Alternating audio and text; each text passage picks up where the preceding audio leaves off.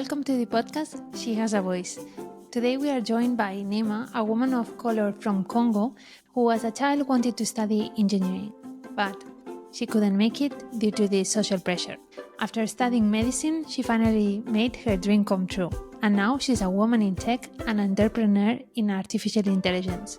We will talk about ethics in AI, how AI is revolutionizing the healthcare sector, and her journey from Congo to Europe. I hope you like it. Neema, thanks a lot for joining the podcast. I'm very excited for doing this podcast with you. I know I will learn a lot, but the first thing I wanted to learn is how to pronounce your name and surname. Yeah, my name is Neema Balolebwami Nelly. Balolebwami means look at the kingdom. My grandfather used to be a king, so my grandfather came from this hierarchy of the kingdom. So that's why my name is Look at the Kingdom. Wow, amazing. Neema, you just said I have been here for 7 years, but before landing to Barcelona, you have been in a lot of other European countries. So how has been moving? You come from Congo, if I remember correctly, right? I've got from Why Congo, did you yeah. decide to move, and how has been the experience of moving from home to Europe and then coming to Barcelona? You know, my journey has been so long. I've been born in Congo, DRC, in Bukavu. It's the eastern part, beautiful place, nice lake, and it's so green. And I was studying. When I finished my secondary school, I want to be an engineer. I always dreamed to be an engineer, but I couldn't with my society pressure. So we had only one faculty in the other city in my country with a polytechnic department, but I couldn't enter because of the pressure, to be honest. But I was good enough in mathematics and physics, so I could enter because my grade was really, really amazing. But I couldn't do the pressure because it's just like women could not be an engineer. Even when you are hearing these kind of things as well, you feel deceived. I'm coming from a huge family of 12. I'm number 11. So somehow even you have your brother. You have 9 brothers and 2 sisters. So, listening to all these 9 brothers is not that much easy. It's not, and you have an uncle, you have I don't know, friend. It's like a huge thing, a huge deal, to be honest. So, and at some point I couldn't do my polytechnic studies and I went to do medicine. So while studying medicine, I liked it as well.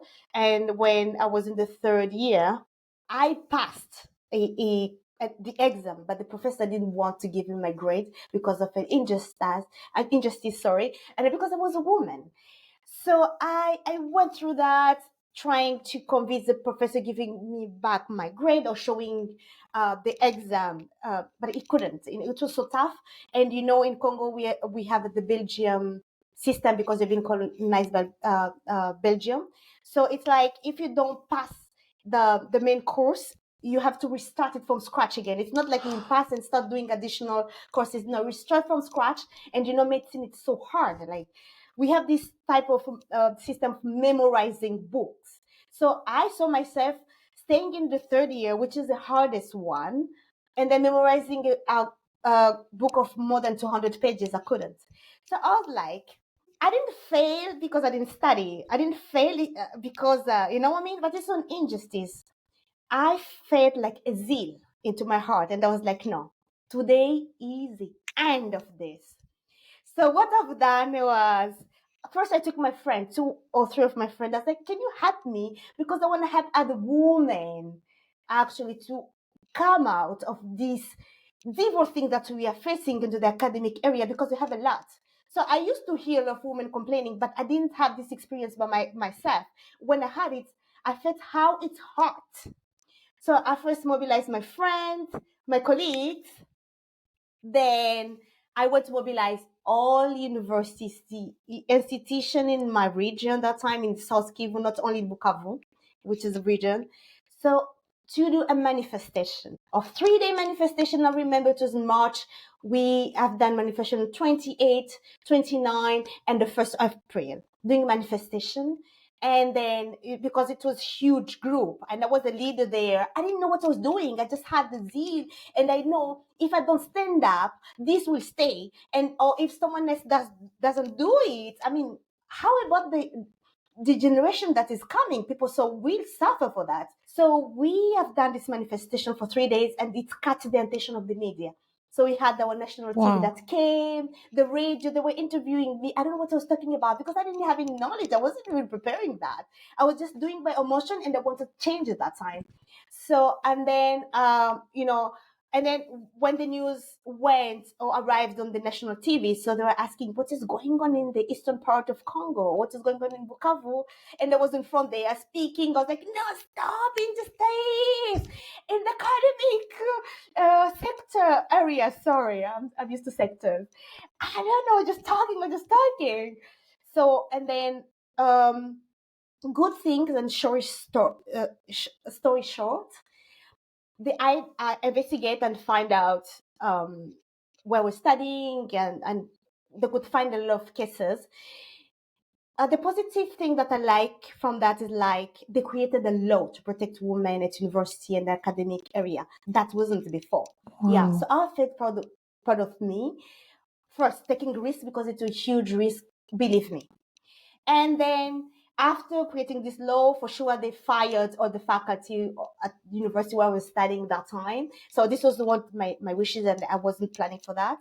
For me, I was manifesting because we needed changes, but I didn't even know what type of changes that we needed. I had only a zeal. You know, sometimes you have a need, a zeal, you want to do something, we need changes. So I mean, the good things like the law change until now, I've never had any issue related to grade injustice. So these are the kind of things I'm glad for. For me, I felt more affected, and this is how I decided to leave my country to go to study in a British university. It wasn't easy to convince my daddy that I was supposed to leave. You know, I'm coming, as I said, the family of 12. We are 3 ladies. I'm number 11. So my sister is really super big.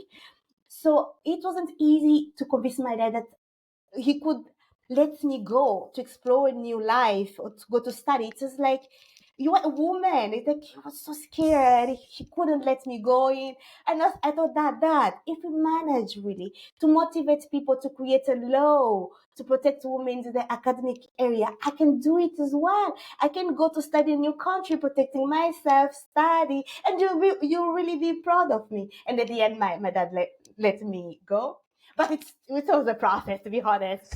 So I went to British University, my career dream, like being a medical professional or being a polytechnical things. And I went to do art and development studies, which is like ADE, Administración de Empresas. So I was studying only by formality because I wanted just to study. And I know my dad was so strict, even if he didn't want me to go, but he was so strict with study and he wanted a diploma. So so I was like, I just want to study because I need to study and have any consideration in society. So this is how I went to do this diploma studies. And then after 1 year, I went back my country. But by studying this, I got like, I went in the mood for management, you know, I catch it, but it wasn't my passion, to be honest.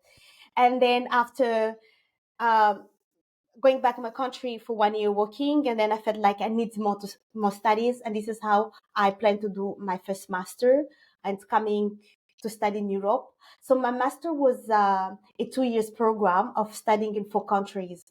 The first semester in Italy, second semester in France, the third semester in Spain, in Leon. No, the third semester in Germany, and the first one in Spain, Leon. And then decided to move to Barcelona for a PhD. And while I had this condition to have an academic master, this how I submitted myself to study another master. This how I came in Barcelona. And after this, doing boot camp in data science, boot camp for Stack. And now I'm like, what's the next boot camp? Because, you know, we are into this field where technology is rising. It's like rapidly evolving. So you need to be updated every time. Upskilling, reskilling. Congrats for overcoming all of these challenges. I wanted to start the interview making, maybe a not political correct question. And I wanted to ask you, is it challenging being a woman of color in technology? Women, as women in general, first, before being a Black woman, we work twice than men. And when you are a woman with a special characteristic, by this implies women of color, we women with a specific gender orientation, we work the double for double.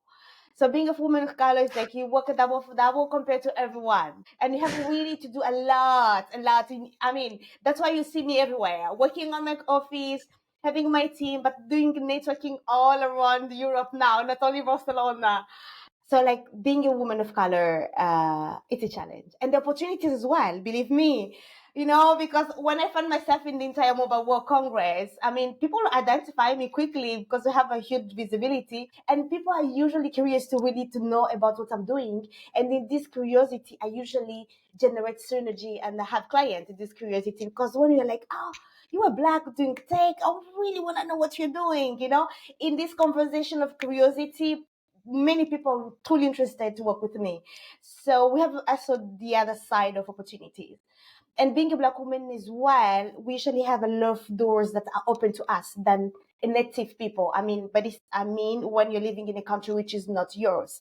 I have a lot of doors that are open to me, and some people asking, how have you done this? I've done a year talking to that person, but he never replied to me. But how have you done it? It's another opportunity that I cannot explain or express. And then we have both challenges and opportunities at the same time. Yeah, you have taken a lot of challenges, and one of them was founding your own company. How did it come, Neema, that you said, Oh, I will found wow. my company? I came in Barcelona in 2017 after living in Germany, where I was studying my first master degree. And I came to Barcelona to study a second master degree because I wanted to do a PhD. And the condition that time was to have an academic master. My master of Germany was more professional oriented, more close to an MBA. So I came to University of Barcelona to study a second master degree.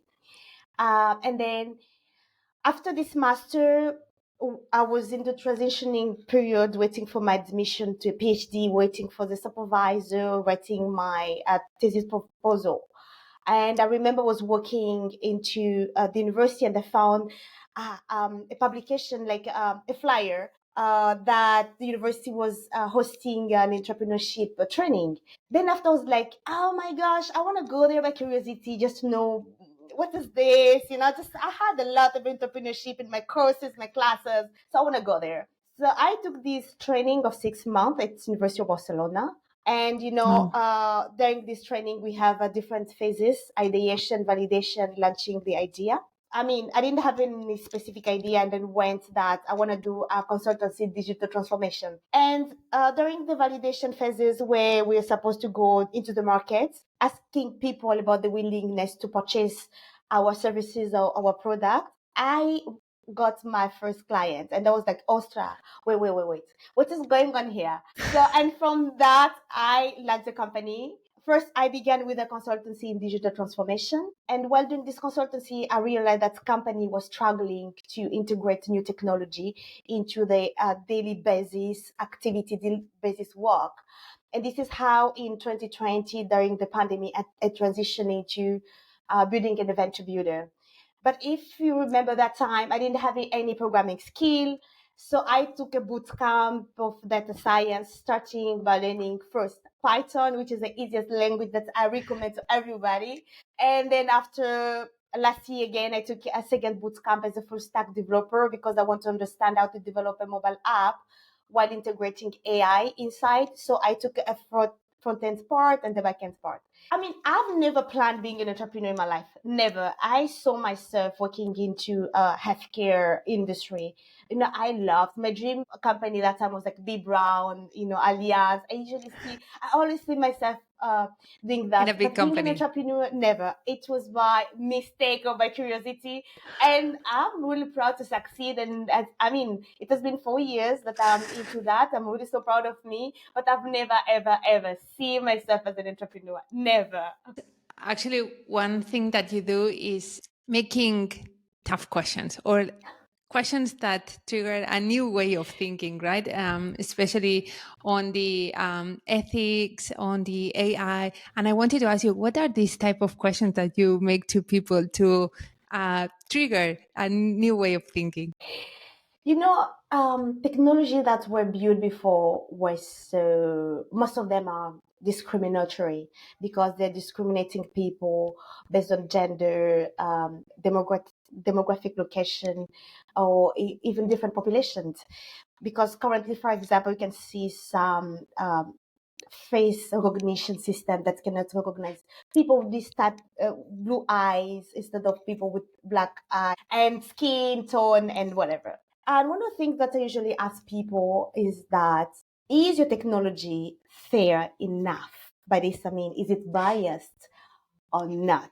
Is it transparent? There is a huge issue into the traceability of the entire process of how an artificial intelligence has been built. By this, I mean knowing where the data has been taken from, how it has been manipulated, which model has been used to train this data, by who, and for what as well. And with this challenge that we have with the traceability of the entire process, it's increasing a lot of biases into the AI system that you're having. And technology is advancing so fast that we need changes.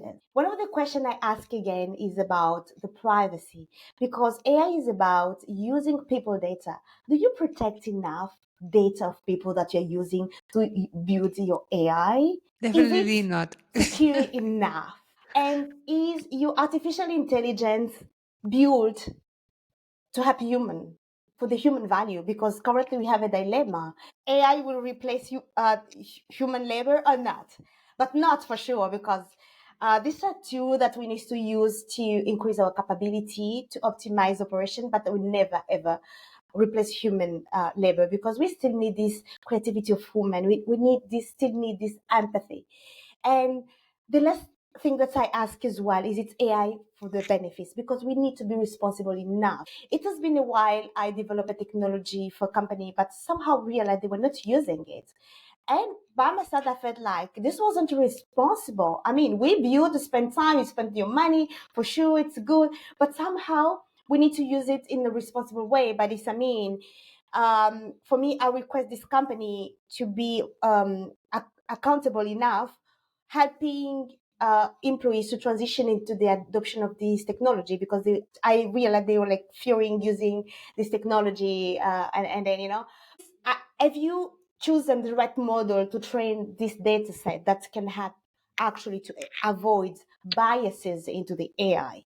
If you use different geopolitical location to test your AI, because this actually help to Wow. receive feedback from different users, and it can help to really increase the performance of AI, because it will be used by different people, different background, different interests of usage, and this will make your AI more unbiased as possible, I would say. So the question is like, is your data set unbiased as possible? Is it transparent enough? The traceability, it's so important. Is it secure protection? And is it built for the human value? And how about the responsibility of your AI? Is it responsible? And Neema, I know some examples like I think it was in the MIT when the face recognition, there was a black woman testing it, and she realized that so that the device could not recognize her face, but whether she was putting a white mask, a very simple one, then it was working. Do you have any other examples that you say like, okay, being a woman of color, I really see that there's a huge bias, because I guess that most of the people that has been involved in the design and development of these tools are white people. So there are two sides of, I would say, challenges or mistakes. Why? The first one's like the person who's building the AI doesn't integrate a data set which is representative. And the other side is a part of people can be black or coming from underrepresented countries, even in Asia. They're really facing the same issues like us. Why? The problem with the other side is like, those people, they might not have access to internet to put the data on the web so that it can be fetched by scientists who really need this data to build the AI. I wouldn't say that the mistake usually come to developers, because I'm a developer myself, and sometimes I don't find the representation of data, and I'm like, can I take a picture of myself or not? Oh no, this is false, because we need different shape, eye color, smile, and things like that, you know. So there are two challenges: the part of developer scientists not having access to black people's black colors data, and the other challenge of people coming from the underrepresented country who don't have access to internet. I mean, it's real there, and putting the data on the web to be fetched. And taking this in mind, Neema, who are your customers and how do you help them? I read very, cool use cases like the Crohn's disease, I think that you have been working on, but tell me, who are your So, you know, customers? I don't have a specific sector, because I only need the data and your challenge. What's your challenge? What do you need? Do you need to automate your task? Do you need prediction so that you will know how you'll perform in the next 2 years? So we can build an AI platform that will help you into prediction for marketing, prediction of podcast, prediction of your sales. Do you need a solution to detect disease? For example, in the case of Crohn's disease, my company is a venture builder. A venture builder means a startup studio or startup factory. So what we do, we ideate, develop an idea, and then launch it to the market. So by my side, we have two business models. The fact is, like, building our own solution, launch them in the market, and the other part, building a solution or any AI solution software, I would say, for other companies. But mostly I don't have to launch it the market. I only build that as a technology provider. So I have these two business models. So from the first business model, where we build our own solution, was the challenge of Crohn's disease, which one of disease that's affect the gastrointestinal part. It is really so hard for medical professional to diagnose this disease, because it has two types: the Crohn itself and ulcerative colitis, and the symptoms are really similar. We have a huge cases of someone who has been diagnosed as having a Crohn disease, and after 5 years, the doctor said, no, it was ulcerative colitis. You have to restart again your treatment. So these are the challenge that people are facing into Crohn.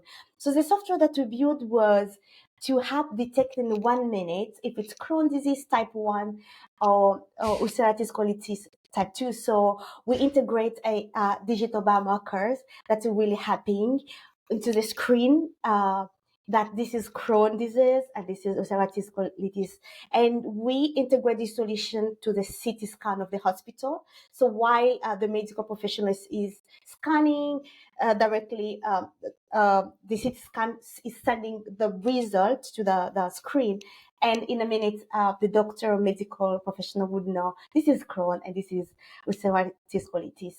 And I'm glad, because we started with accuracy of 84%, and now we are mostly like 95%, which is really, really nice. And we are moving forward to have 99% of accuracy. In which hospitals are they using your solution? So we are testing at Hospital de Bellvitge. It is located in Barcelona at Hospitalet del Llobregat. I also heard, I think it was a project done with UPC, so la Polytechnical University of Catalonia, that they were doing something similar with the malaria. So they were saying that the test of the malaria, so taking blood test, it's so the test device, it's very expensive. Whether they implement some algorithm that you take a picture of the sample blood and then it tells you if you have malaria or not. And that's so cool. Research is advancing a lot in technology, and this is so cool with AI as well, because it's actually helping to start resolving this rare disease or this complication that we have in healthcare. And I feel like it's going to have a huge impact in the near future. The healthcare will be more digitalized, and I mean, a lot will be more with precision than what we used to have in the traditional era. What are the trends for AI? What can we expect? So now AI is everywhere. So I think we are using AI more than what we think. But what do you think that will come in the next, I don't know, like 2 years? So generative AI will stay there and will explode a lot. And I believe as well that healthcare would be one of the sector that AI will be widespread, because we still have a lot of things to be changed, a lot of opportunities as well to be done, and to be resolved, to be created, to be innovated as well. So the next coming explosion of AI will be in healthcare, because we have seen a lot in mobility, in, I don't know, in marketing, Yes. but we are not feeling this boom yet into healthcare. I've been thinking a lot about it because I know, for example, the Spanish health system, right? That people are waiting months and months. And I'm sure that other countries are feeling the same pain, right? Waiting months to go to the doctor only Yeah. for a visit. So, how faster everything could go. For sure, at the end, we will always need doctors, right? But I'm sure that a lot of people could get basic treatment or a basic diagnosis. Yeah, this is so funny. I just remember I was sick in 2021. I had some allergy. So I went to to the cat salute, to the Spanish Yeah. healthcare system here, and so they wrote that I was supposed to do analysis, and then actually I got the appointment after 3 months. I was healed already. I was okay. But the good thing with the Spanish system is that they really care about you. I mean, you will see the follow up of medical doctor that I didn't see before. I mean, I lived in different countries, more than 5 in Europe. I mean, in my country, with my country should be 6 or 7, but I've never seen how medical doctor here, especially when you have your private one, really care about you. They have this constant follow up, especially when a sick, receiving call from a doctor. I'm like, oh my gosh, this can only be in Spain, to be honest. So these are really good things. I mean, the waiting time is long, but there are good things as well, like follow up. I like this follow up. I like to be follow up. I like someone to ask me how I'm doing, if I'm okay, For if I sure. want to go to another checkup. Yeah, I mean, the healthcare system is good, but you really need this waiting time. We have been talking about the trends, but something that, and I think that you also phrase it right in the first questions, or the questions that you make to trigger the others thinking. I wanted to ask you about, is AI secure when we have like third parties involved? For example, I don't know, like cloud based. Actually, what I would say, you really be careful when you're choosing this third party. You really have to know who they are. Yeah, but mostly the majority of cloud-based platform that we have, they are secure enough because they have encryption, they have the key security access, and this is so good. But it's a shared responsibility between us as a user and those cloud platform, because you really need to do a repetitive monitoring, knowing the type of data or things that are stored or not. And you need to give a permission on that. But I'm glad being in Europe, because we have this regulation. And then it's even into the cloud base that's allowed to store this type of data or not. So, I mean, it's a shared responsibility for us, really, to really monitor, check every time, looking, giving an eye, what is stored there or not, because it's about our data, it's about us, it's about our sensitivity, our vulnerability as well. But then, Nima, why do you think that companies are afraid of using AI, or what you see, for example, when you work right with your customer? Why do you think that there's this fear with AI? First company, they have this sensitive data that they don't want to share. And this is a secret for the company, and this is good.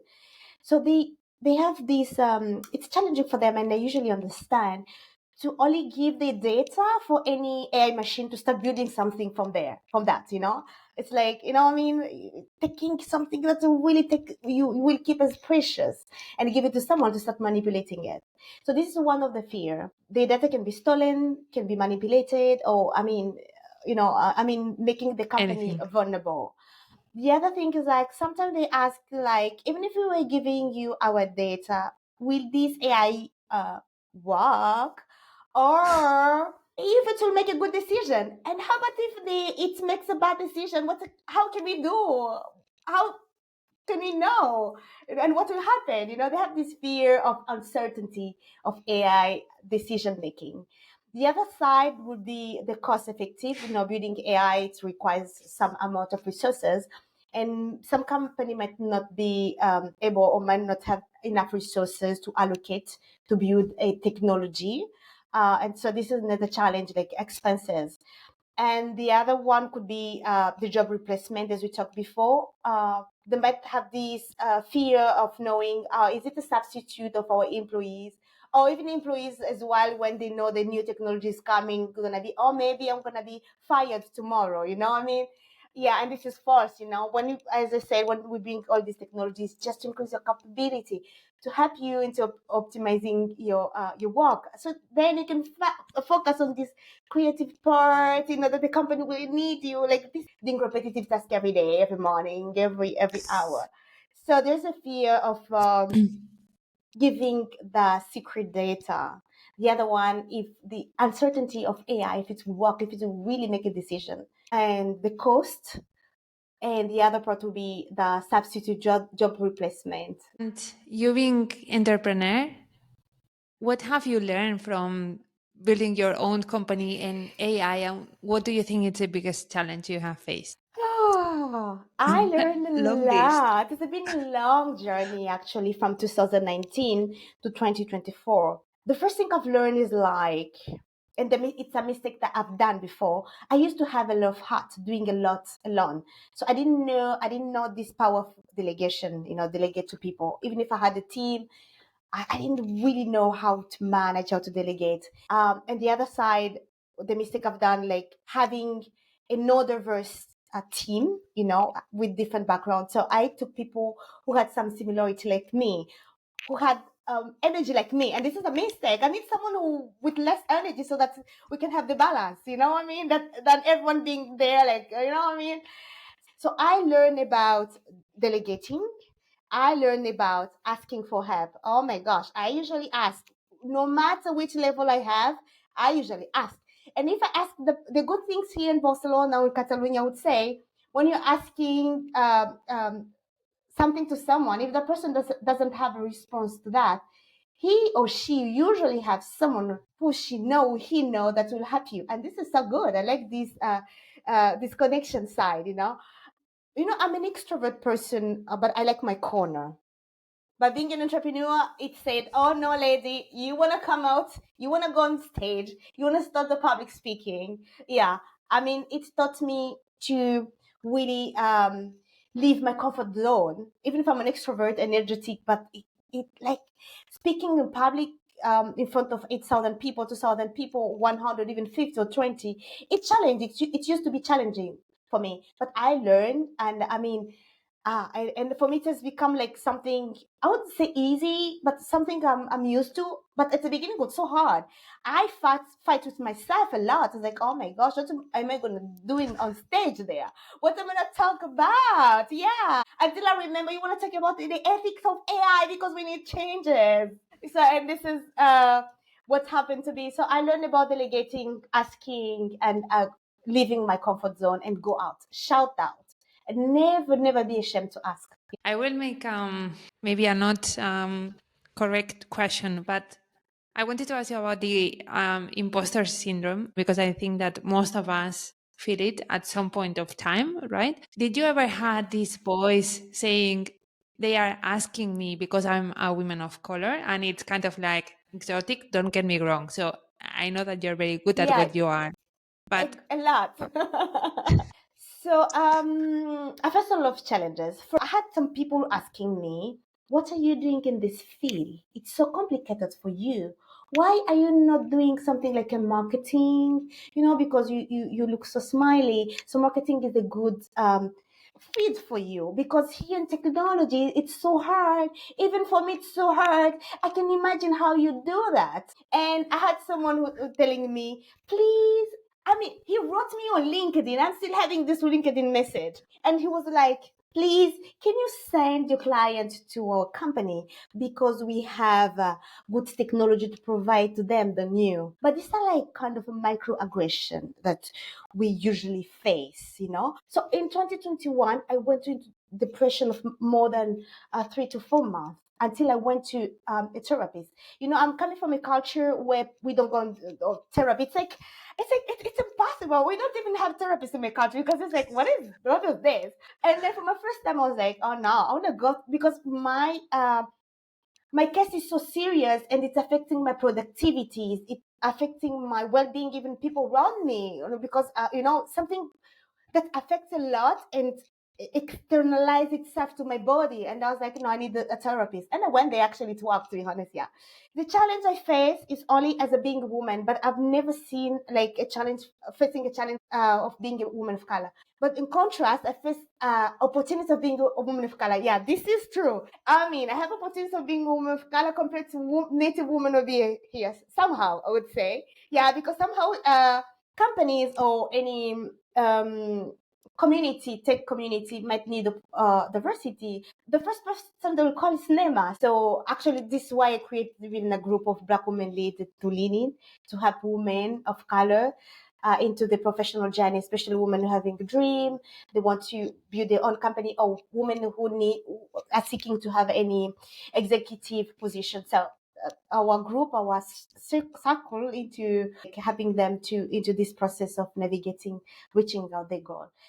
What are the differences that you have seen in terms of culture coming from Congo to Europe? I know that Europe, I mean, you have been in different countries, as you were saying, France, Italy, Spain, but what do you think you would say this is the thing? So the reason I stayed in Barcelona first, it wasn't because I created a company by curiosity or by accident. No, because I would move with the company somewhere in Estonia or go to Germany back or go to France. I'm a French speaker or go in Belgium. So when I arrived here first, in my country we have ethnies, we have different cultures as well. So we have the common culture, common custom, but we have differences in between, and we have different ethnies. So my ethnic is really close to Catalan ethnic, Catalan culture. But mine is ethnic, but it's close to Catalan culture. But it's, I'm coming from an ethnic where people are so conservative, more than Catalan. So when I came here, I was like, oh my gosh, this is like home. So because I'm coming from this environment of conservative people, when I went in France, for sure I'm extrovert, but sometimes I felt a little bit hard for me to be adapted. I was asking, why are you doing that? But why are you approaching me a lot? A lot of things like that. It's really super close to my ethnic. It's a she. I know people usually criticizing about she because she's the name of the ethnic. A capital city usually criticize she and like, you're so conservative, but it's good. We're used to that and we like it. And the other thing similarity I've seen, Catalan are more detail oriented, and it's the same as my she as well. And family oriented as well. It's the same for me. It's like when I came here, I was like, oh my gosh, just like a she in a white culture, you know what I mean? I had culture shock as well, moving from one country to another. For example, I'm coming from a place where people greet each other in the street, knowing each other, not but you just say hi, how are you? You know.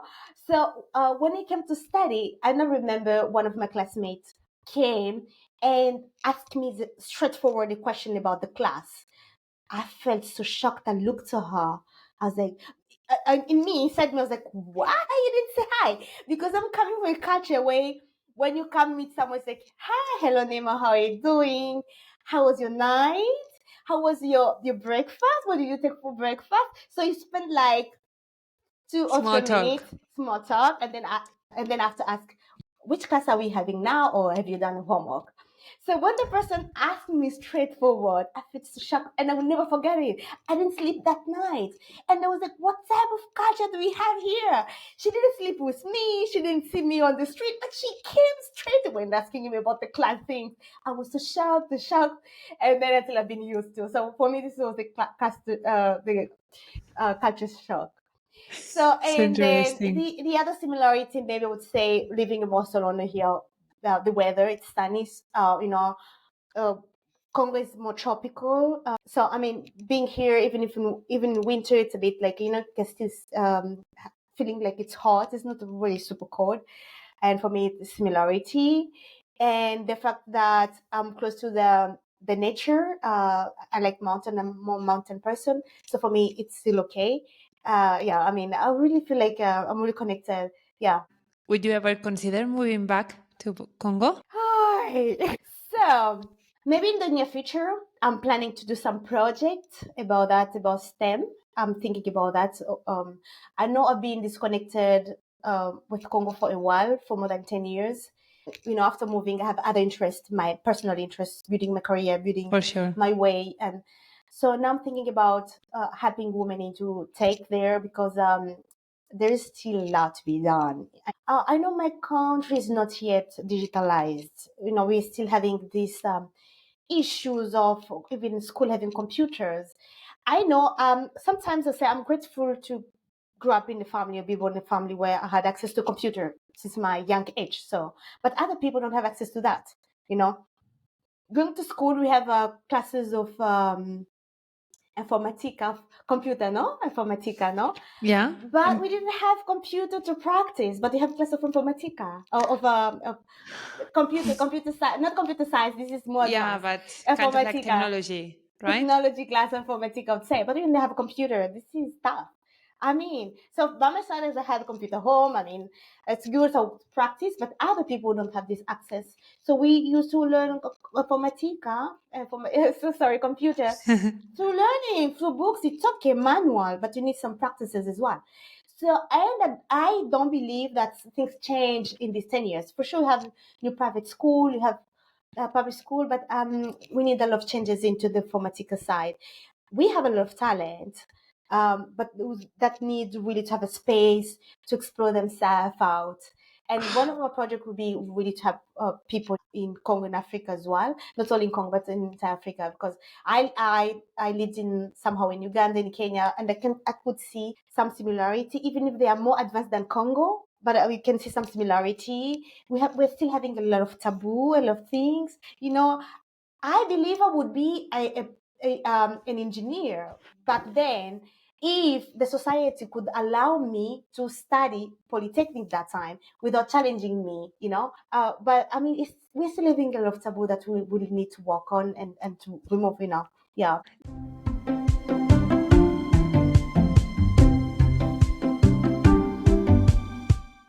Neema, I made you a lot of questions, so maybe we can go for the final round of questions.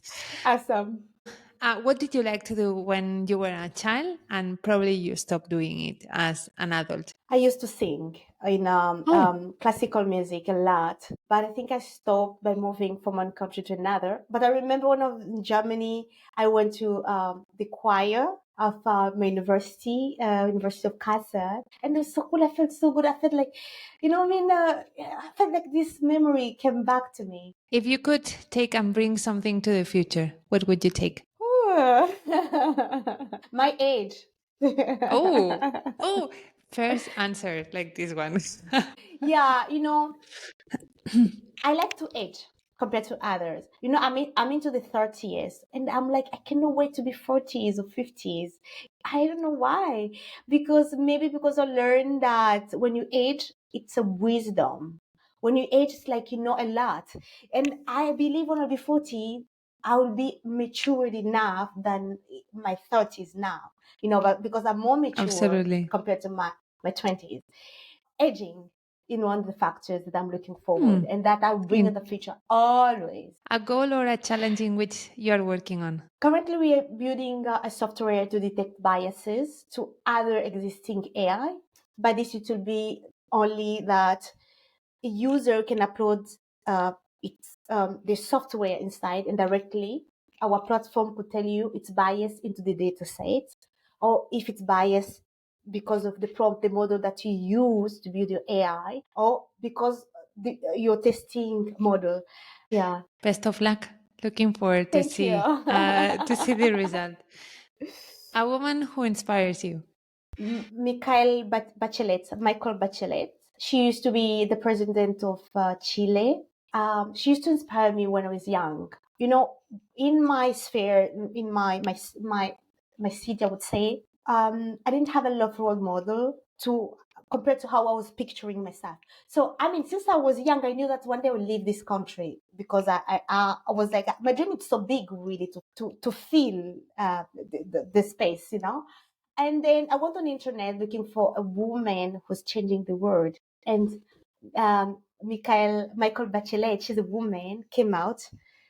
That time she was the Secretary of United States. I remember taking the picture of Michael Bachelet, um, printing them from Google that time from Wikipedia, and putting them in my room. So every time I had pressure, every time I felt like I cannot, I only used to look at Michael Bachelet's picture, and I could talk to myself that time. Hey, Neema, I know you can because she's done it. She's into UN as a secretary, so you can do more than her, or you can reach your dream as well. You inspired me. You inspired that little Neema from Bukavu looking at your picture every night and every day to know that she could do that. And for sure, she has done it, and even more than what she was expecting.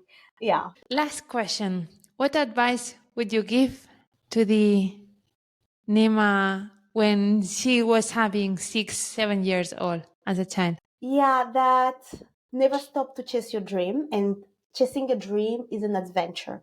And believe in you, and believe that all those people that you meet everywhere, it can be in the podcast, networking. Yeah, I'm a networker now. Everywhere, they're helping you to grow, and they're shaping you so that in the future you'll be an incredible woman. And never stop to learn, never stop to upskill yourself, and never be ashamed to ask. Neema, it has been a pleasure. Thank you so much, Thanks a Ellie. lot.